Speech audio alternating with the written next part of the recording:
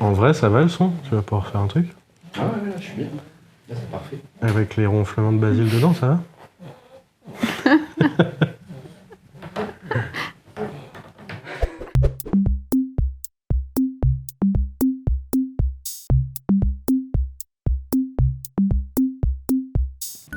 Nous sommes les jeunes parents de Basile, qui a 8 semaines.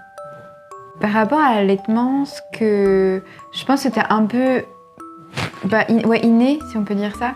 Quand je suis tombée enceinte, je pense que on en parle beaucoup aujourd'hui. Ce qui est le plus sain pour le bébé, enfin qui paraît le plus sain, c'est d'allaiter. Donc ça a été un peu, pas vraiment une question en fait. Je pense que ouais, c'était plus ou moins évident que j'allais essayer. Voilà.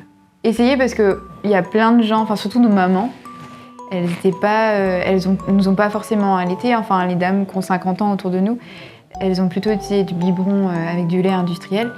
Et du coup, elles avaient des expériences. Enfin ma mère en tout cas, elle avait une expérience assez mauvaise. Mauvaise. Voilà, eu des difficultés pour allaiter mes frères. Et je pense qu'à l'époque, on les poussait pas forcément à ça. Du coup, ça s'est très vite arrêté. Je pense qu'il y a beaucoup de dames de leur âge où c'était ça. Et du coup, je savais que ça pouvait être compliqué, parce que j'ai eu beaucoup de retours comme ça. Du coup, je m'étais dit, voilà, j'essaye. Je vais au moins essayer pour le bien de mon enfant. J'ai 30 ans, du coup, toutes mes copines tombent enceintes, toutes mes copines ont des enfants. Et là, toutes allaitent, ou en tout cas, essayent d'allaiter. Et après, c'est vrai qu'on en a parlé, est-ce qu'on le faisait ou pas, est-ce que la nana pouvait le faire ou pas, mais on s'est pas trop renseigné sur la mise en œuvre, comment ça se passait techniquement.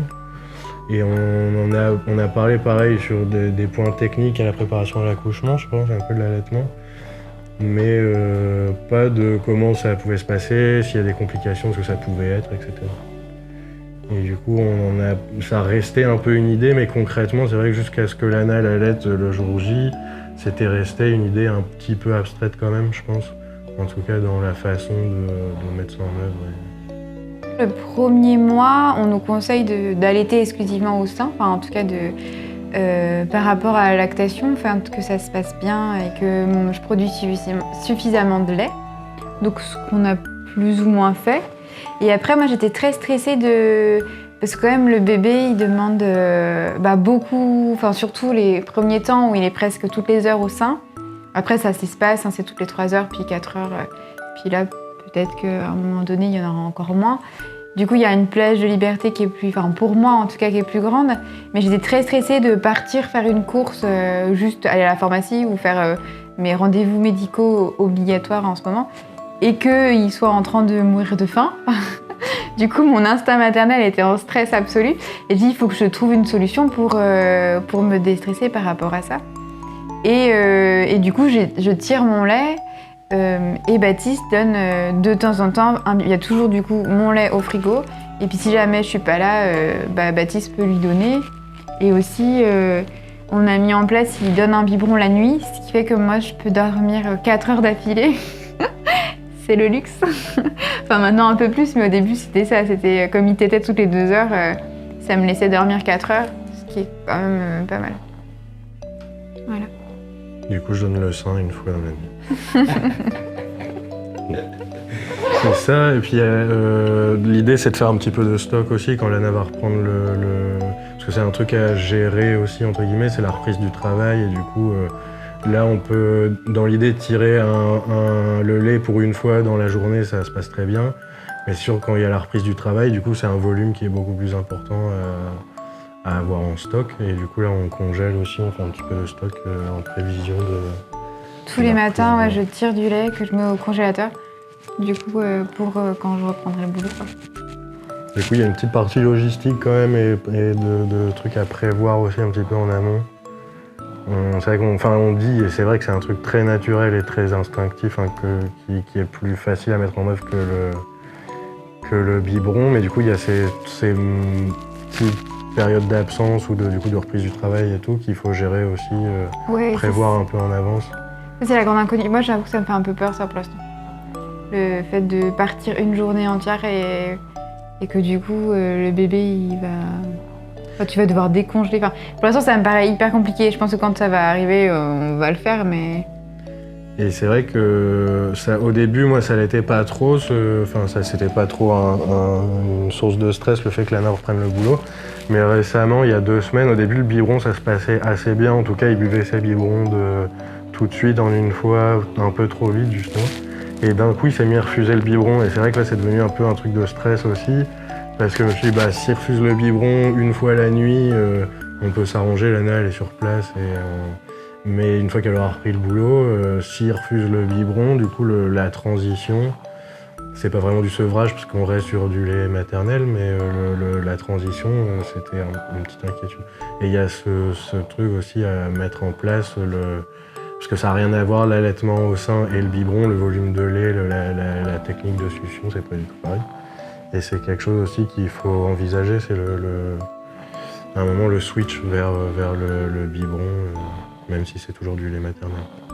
Et c'est vrai que j'ai essayé moi de me documenter là-dessus. Il y a beaucoup de choses, en tout cas sur internet, sur la transition sein et après au biberon avec un lait artificiel du coup. Mais j'ai trouvé assez peu de choses sur les difficultés qu'on pouvait retrouver sur justement cette transition juste mécanique du sein au biberon en restant sur du lait maternel. Après c'est peut-être un peu les mêmes soucis, mais en tout cas j'ai pas trouvé énormément de choses là-dessus. Et ce qui était particulier dans le cas de Basile, c'est que ça s'est bien passé au début et que c'est à partir de 2-3 semaines que ça a commencé il a commencé à refuser. Justement, à la maternité, ils étaient très donnez pas de biberon parce que le risque, ou de bout de sein, parce que le risque, c'est c'est plus facile de boire au biberon. Donc, il aurait tendance à, après, préférer être au biberon parce que c'est plus simple que de tirer le lait au sein, ça demande plus d'efforts. Et maintenant, il aime le local sans plastique, vas-y. Du coup, il préfère le sein de maman. Mais c'est vrai que là-dessus, j'aurais bien aimé, sur la tétée, en tout cas au sein, Lana, on lui a proposé souvent de donner la tétée pour voir comment ça se passait. Et c'est vrai que plusieurs fois, j'ai un peu sollicité dans les rendez-vous médicaux un peu d'aide pour ça, en tout cas avant que ça se passe mal, en disant ça me semble bizarre parce que j'ai l'impression qu'il s'étouffe un petit peu, qu'il y en a trop. Et on m'a un peu donné des réponses, mais très simples. Et c'est vrai que je me suis retrouvé un peu seul quand il y a eu ce problème. J'étais un peu déçu parce que je me suis dit, j'ai essayé d'anticiper justement ce problème. Je sentais que ça se passait, il buvait ses biberons, mais c'était pas hyper facile pour lui. Et on m'a jamais proposé donner un biberon là et puis on va voir comment ça se passe. Et c'est vrai que du coup, je disais que j'ai fait beaucoup de recherches, j'ai dû trouver un peu par moi-même comment adapter le truc. Et c'est vrai que du coup, pour lui, j'ai l'impression que c'est une approche qui est complètement différente. Il faut que je le rassure beaucoup, qu'on fasse beaucoup de pauses, mais du coup que je lui impose un peu des pauses et que tout de suite, dès qu'il se réénerve, que le biberon soit prêt à ce qu'il puisse le reprendre pour pas qu'il s'énerve encore plus et qu'après ça devienne un problème. Le biberon, à peine tu le penches, presque alors c'est pas direct, mais le lait, si le biberon il est plein, il va presque couler tout seul. Avec le sein, il faut qu'il amorce pendant quelques temps avant que ça vienne. Donc lui, il a l'habitude de pomper très vite, ce qu'il fait sur le biberon, et du coup ça lui arrive. Donc là, j'ai l'impression qu'il commence à faire un tout petit peu de pause. Au bout d'un peu plus d'un mois, il commence à faire un petit peu de pause quand il aspire. Et du coup, maintenant, il faut que pendant je lui donne le biberon, je lui parle tout le temps, je le rassure, Et ouais, il y a ce truc c'est moins naturel. Et puis normalement, il prend le sein, il est collé contre Lana, enfin il est au chaud, là du coup je le mets dans le creux de ma jambe, presque en demi-assis, presque vertical. Mais donc il est il se sent peut-être un peu seul aussi. Alors j'ai essayé un peu de le mettre de la même façon, mais techniquement avec le biberon, c'était pas possible. Il faut que tu te greffes un sein. Mais l'allaitement, c'est quand même fou. Enfin, par exemple, hier, on est parti en balade et puis il avait faim. On était sur un parking de supermarché. Enfin, je peux lui donner le sein. Enfin, il y a un truc sans préparation. Il y a quand même une histoire de liberté, en tout cas, qui est un peu... Il y a pas, là, on part en week-end, on va pas se dire faut prendre les stérilisateurs, enfin, même si ça n'existe plus aujourd'hui. Les biberons, le chaud-biberon, les laits maternels, l'eau minérale qui pèse 1 tonne. On habite au 3e étage, donc c'est bien qu'on n'ait pas acheté d'eau minérale. Donc il y a quand même une sorte de liberté assez...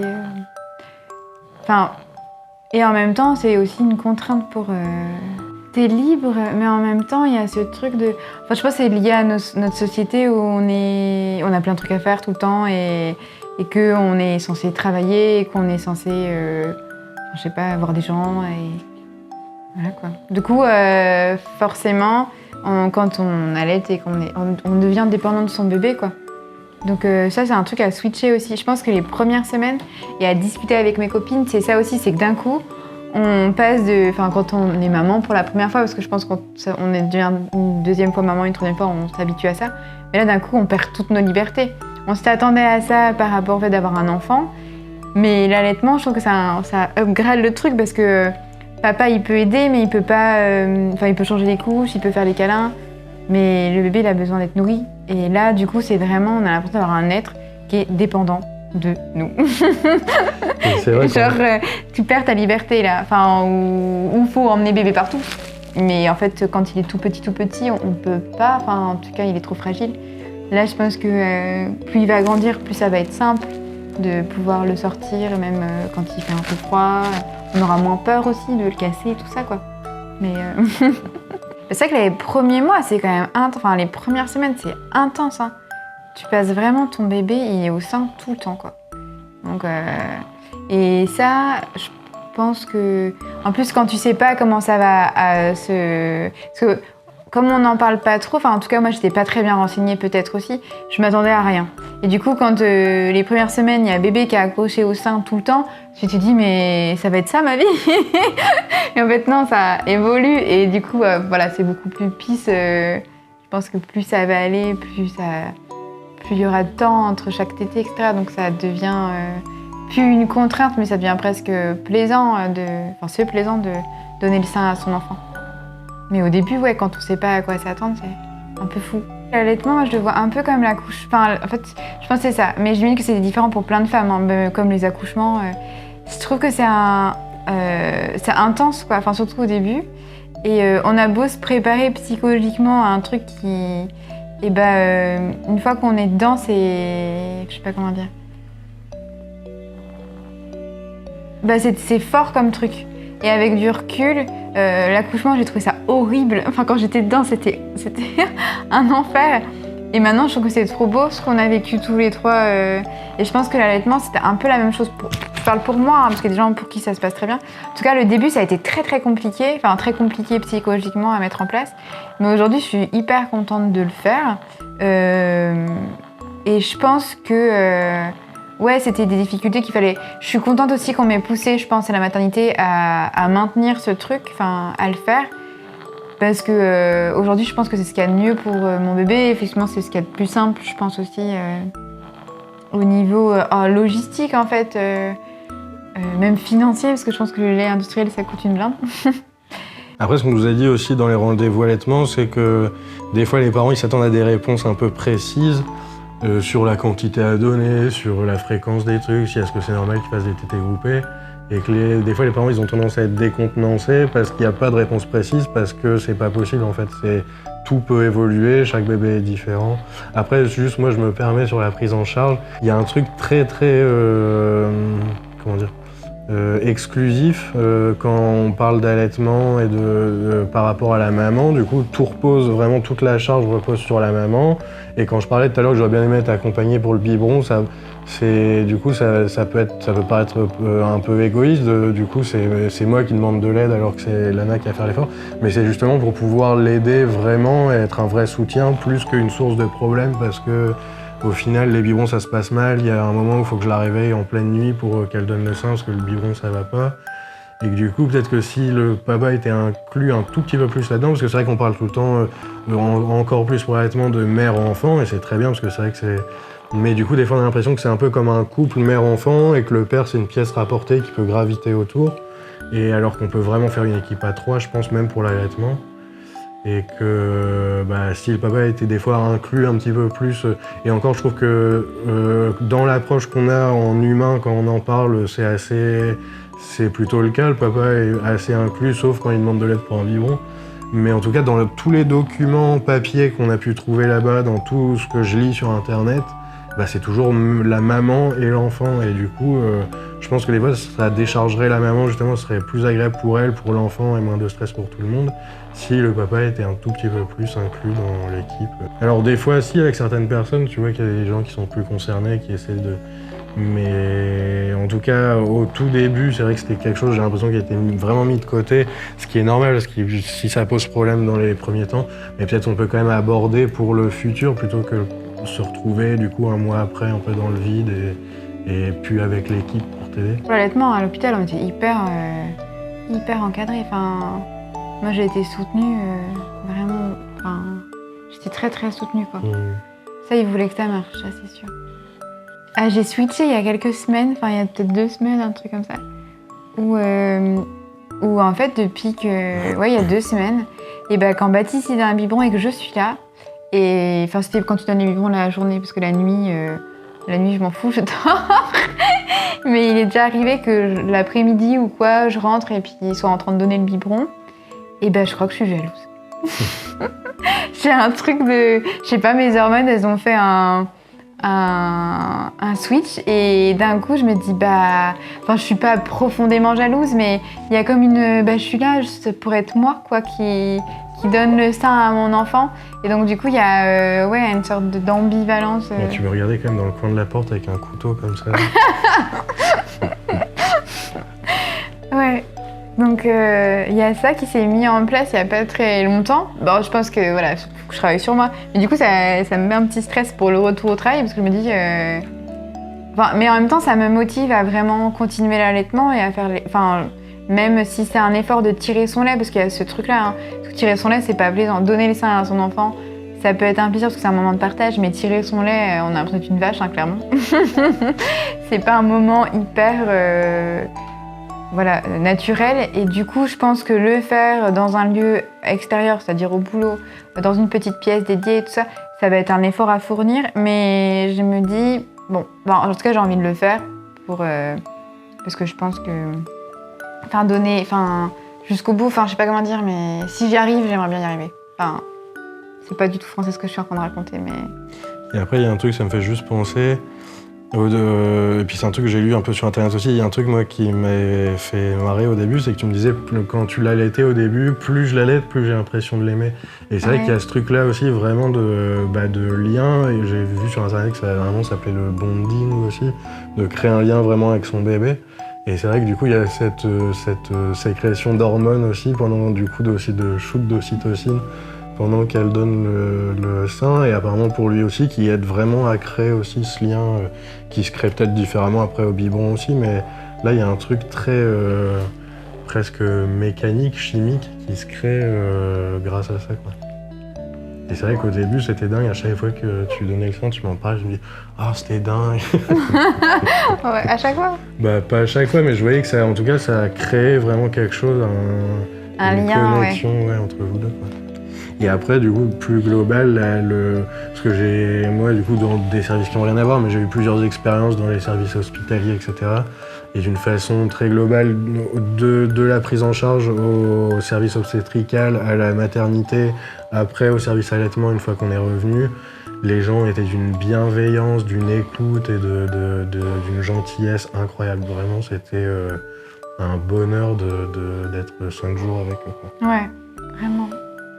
On a été super bien accueillis, pris en charge. Ouais. Et vraiment une vraie dimension humaine et une vraie écoute par rapport à ça. Et c'était... moi, j'ai jamais vécu ça dans un hôpital. Et c'est hyper important. C'est vrai que l'ANA s'est sentie à tous les moments hyper considérée, quoi. Et même après, on a été suivis, on a été appelés par la PMI pour savoir comment allait Basile. Il y a une sage-femme qui est venue 2 fois. On nous donne des rendez-vous pour les vaccins. Enfin, là, il y a un problème. On n'a pas de médecin traitant parce qu'on vient d'arriver. Enfin, moi, je viens d'arriver sur Calais. Et du coup, trouver un médecin traitant pour Basile, c'est compliqué en fait parce qu'il n'y a plus. Enfin, il n'y a pas. Et la PMI, elle fait le relais, quoi. Donc, et puis, ouais, on est vraiment bien encadrés. Une consultation allaitement qui a duré plus d'1h30, Ouais. on a parlé de tout et de rien. Du coup, c'était une vraie discussion où il y a plein de choses qui se sont débloquées. Ça, c'était à l'hôpital. Ouais, et c'était vraiment une chance de pouvoir aussi passer ce moment avec cette dame qui nous a donné plein de clés. Du coup, rien à voir, mais sur la façon de le coucher le soir, elle nous a fait gagner des heures de sommeil pas possible. Et c'est vrai que c'est assez rare, je trouve, dans le milieu médical, d'avoir le temps d'avoir une vraie discussion qui débloque plein de choses comme ça. Et c'est une vraie chance. Et le fait qu'on ait voyagé juste un peu il y a quelques années, il y a quelques temps à l'étranger, on s'est rendu compte de la chance aussi de notre système français, de la valeur qu'il a aussi et de pourquoi il faut se battre pour que ça ne soit pas détruit avec quelques gouvernements. Même pendant la grossesse, c'était incroyable l'encadrement qu'il y avait, le suivi qu'il y avait pour Lana.